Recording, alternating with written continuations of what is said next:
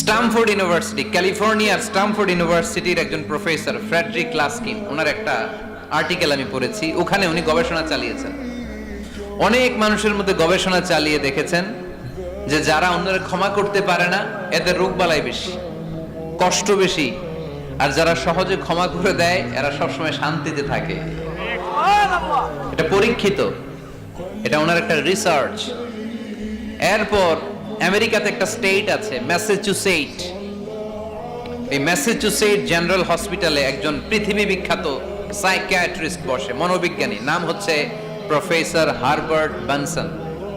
এই Herbert Benson উনিও ওনার সব রোগীদেরকে দিয়ে একটা ফর্ম পূরণ করায়, সেখানে উনি কিছু কোশ্চেনার ছুড়ে দেয়, প্রশ্ন করে আর উত্তর নেয়। পরে জরিপ করে উনি দেখতে পেয়েছে ওনার যে সমস্ত রোগীরা মনের ভিতরে রোগ, এই রাগ, এই ক্ষোভ, এই হিংসা বিদ্বেষ এগুলো অন্তরে পুষে রেখেছে, এদের স্ট্রোক করার এবং হার্ট অ্যাটাক করার রেটিংটা বেশি, এরা মেন্টাল স্ট্রেসে ভোগে বেশি। আর যারা সহজে ক্ষমা করে দেয়, মাফ করে দেয়, এদের মধ্যে এই রোগ বালাই নাই। যেরকম সুবহানাল্লাহ, ওয়াল আফিনা আনিন নাস, আজকে থেকে আমরা মানুষের ক্ষমা করে দিব। কারো জন্য অন্তরে কোনো হিংসা বিদ্বেষ পুষে রাখা যাবে? অনেকে এগুলো ভুলতে চায় না, পেলে পুষে বড় করে, আর ভিতরে খালি জ্বলে। ভিতরে কি করে? এই জ্বালাও পোড়াও আমরা বয়ে বেড়াতে চাই না। মুসনাদে আহমদ ইবনে হাম্বলের হাদিস, চমৎকার একটা ঘটনা। কানগুলো খরগোশের কানের মতো খাড়া করে শোনেন। আল্লাহ রাসূল সাল্লাল্লাহু আলাইহি ওয়াসাল্লাম কোন একটা মজলিসে একজন আনসারী সাহাবীর ব্যাপারে ঘোষণা দিল, বলল এখন যে সাহাবী এসে বসবে সে সাহাবী জান্নাতি। আনসারী সাহাবী এসে বসলো, সবাই তো অবাক, আমাদের কারো ব্যাপারে বিশ্বনবী এই কথা বলল না, এই আনসারী সাহাবী জান্নাতি। আবার কয়েকদিন পরে আরেকটা মজলিসে বিশ্বনবী আবার ঘোষণা দিলেন, এই মুহূর্তে এমন একজন সাহাবী এসে এইখানে বসবে, এই সাহাবীটা জান্নাতি। সবাই খেয়াল করে দেখলো, আগের মজলিসে যেই লোকটাকে বিশ্বনবী জান্নাতি বলে ঘোষণা দিয়েছে, আজকেও ওই সাহাবী এসে ওই জায়গায় বসেছে। তৃতীয় দিন আবার বিশ্বনবী বললেন, এখন একজন সাহাবী এখানে এসে বসবে, সে জান্নাতি। সবাই খেয়াল করে দেখলো, ওই সাহাবীটাই আবার এসে বসেছে। সবাই অবাক, কি আজীব, কি আছে এই সাহাবীর মধ্যে, যে সাহাবীর ব্যাপারে খুব বিশ্বনবী তিনবার ঘোষণা দিলেন যে সে জান্নাতি। সবচেয়ে বেশি অবাক হয়েছিলেন সাইয়েদনা আব্দুল্লাহ ইবনে আমর ইবনে আস। মনে মনে ভাবলেন, এটা তো চারটেখানে কোনো কথা না, বিশ্বনবীর অ্যানাউন্সমেন্ট। দুনিয়ার বুকে বিশ্বনবী তিনবার এই আনসারী সাহাবীকে জান্নাতি বলে ঘোষণা দিয়েছে, নিশ্চয়ই এই সাহাবীর এমন বিশেষ কোন আমল আছে, এমন বিশেষত্ব আছে যেটা আমাদের মধ্যে নাই। যেমন করেই হোক এই সাহাবীর ভেতরের সব খবর আমার জানতে হবে। সাইয়েদনা আব্দুল্লাহ ইবনে আমর ইবনে আস একবার পরিকল্পনা করে ওই সাহাবীর বাড়িতে চলে গেলেন, যে বললেন, ভাই আমার আব্বার সাথে কয়েকদিন ধরে ঝগড়া, আমার ঘরে থাকতে মন চাচ্ছে না, তোমার বাসায় মেহমান হয়ে এসেছি, যদি তুমি অনুমতি দাও তোমার বাড়িতে 3 দিন মেহমান হয়ে আমি থাকতে চাই। কয়দিন? শুনতেছেন? বুঝতেছেন? কষ্ট হচ্ছে না তো? ওই আনসারী সাহাবী বলে, আহলান ওয়া সাহলান, খোশ আমদেদ, এ আমার সৌভাগ্য, আমার মেহমান হয়ে আপনি থাকবেন, আসেন আমার ঘরে থাকেন, এই ঘরে আমি থাকি, আর এই ঘরটা মেহমান হিসেবে আপনারে দিয়ে দিলাম, থাকেন। এবার আব্দুল্লাহ ইবনে আমর ইবনে আস খুব ভালোভাবে ফলো করতে লাগলেন, কখন এই আনসারী সাহাবী কি করে।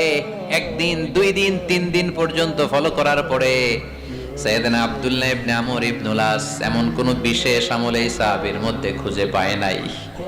3 দিন গভীরভাবে পর্যবেক্ষণ, অবজারভেশনের পরে বিশেষ কোনো আমল ওনার চোখে পড়ে নাই। এবার 3 দিন পরে তো চলে যাবার পালা, ঠিক কিনা? এবার তিনি সোজা সাপটা আনসারী সাহাবীর কাছে যে ভিতরের কথা খুলে বলে ফেললেন, বললেন, ও ভাই, আসলে আমার বাবার সাথে এমন বড় কোনো ঝগড়া আমার হয় নাই যে কারণে বাড়ি থেকে বের হয়ে তোমার মেহমান আমার হওয়া লাগবে, আমি বিশেষ এক উদ্দেশ্যে এসেছি। কি উদ্দেশ্য? আব্দুল্লাহ ইবনে আমর ইবনে আস এবার বলতে আরম্ভ করলেন, আমরা খেয়াল করেছি 3টা মজলিসে বিষ্ণু ঈসা ইসলাম তোমাকে জান্নাতি বলে ঘোষণা করেছে, তাই আমি জানার জন্য এসেছি তুমি এমন কি আমল করো যে কারণে বিশ্বনবী ঘোষণা দিলেন যে তুমি জান্নাতি। কি এমন বিশেষ আমল আছে তোমার, আমার একটু বলো, আমি ওই আমল করে জান্নাতি হতে চাই। আল্লাহু আকবার। এবার আনসারী সাহাবী মুখ খুললেন, উনি বললেন, ও ভাই আব্দুল্লাহ ইবনে আমর ইবনুল আস, এমন কোন বিশেষ আমল আমার নাই। হালাল পন্থায় রুজি করি, ব্যবসা করি, নামাজের সময় নামাজ পড়ি, রাতে এসে ঘুমিয়ে যাই, ফজরের আগ দিয়ে উঠে তাহাজ্জুদ করি, সময় মতো জিকির আজকার করি, কোরআন তেলাওয়াত করি, কিছু দান সদকা করি। সবাই যা করে আমিও তাই করি, স্পেশাল কোনো আমল আমার জীবনে নাই। তবে আব্দুল্লাহ ইবনে আমর ইবনুল আস, শুনে রাখো, একটা কাজ আমি প্রতি রাতে করি, হয়তোবা এ কারণেও বিশ্বনবী আমার ব্যাপারে এমন ঘোষণা দিতে পারে। আব্দুল্লাহ বললেন, ও আনসারী সাহাবী, কি কাজ তুমি করো? এবার আনসারী সাহাবী বলতে লাগলেন, প্রতি রাতে যখন আমি আমার বিছানায় ঘুমোতে যাই, আমি কারো ব্যাপারে কোনো রাগ, কোনো হিংসা, কোনো ক্ষোভ অন্তরে নিয়ে ঘুমাতে যাই না। ওই দিন যার সাথে যা হয়েছে সবাই রে মাফ করে দিয়ে মিটমাট করে একটা প্রশান্ত অন্তর নিয়ে আমি বিছানায় ঘুমাতে যাই। ওই দিনে কেউ আমার গালি দিছে, কেউ আমার বকা দিছে, কেউ আমার বিরুদ্ধে মিছিল করছে, উল্টা পাল্টা যে যাই করুক না কেন, আমি কিচ্ছু মনে রাখি না।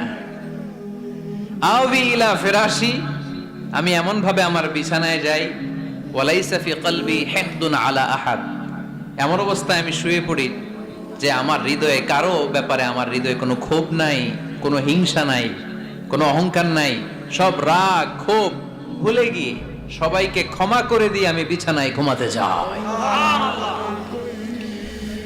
এজন্য বিশ্বনবী এই সাহাবীকে তিনটা মজলিসের ভরা মজলিসের মধ্যে জান্নাতি বলে ঘোষণা করেছে।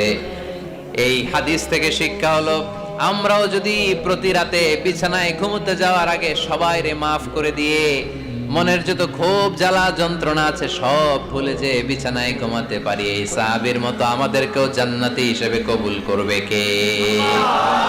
পারবেন আজকে থেকে? বিছানায় যাওয়ার আগে কি করবেন? আজকে সবাই রে মাফ করে দিব।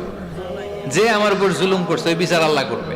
কে কি বললো ওটা দেখার দরকার নাই। কারো ব্যাপারে কোনো ক্ষোভ, কোনো তিক্ত অভিজ্ঞতা, জ্বালা যন্ত্রণা অন্তরে রাখবেন? রাখলে লাভ না লস? এটা আরো জ্বালা দিবে আমারে, এটা আরো ভেতর থেকে কষ্ট দিবে। It will burn me inside, ভিতরে জ্বালিয়ে পুড়িয়ে শেষ করে দিবে। এগুলো বয়ে বেড়াতে চাই না আমি সব মাফ করে দিতে চাই। চিল্লায় বলো ঠিক কিনা?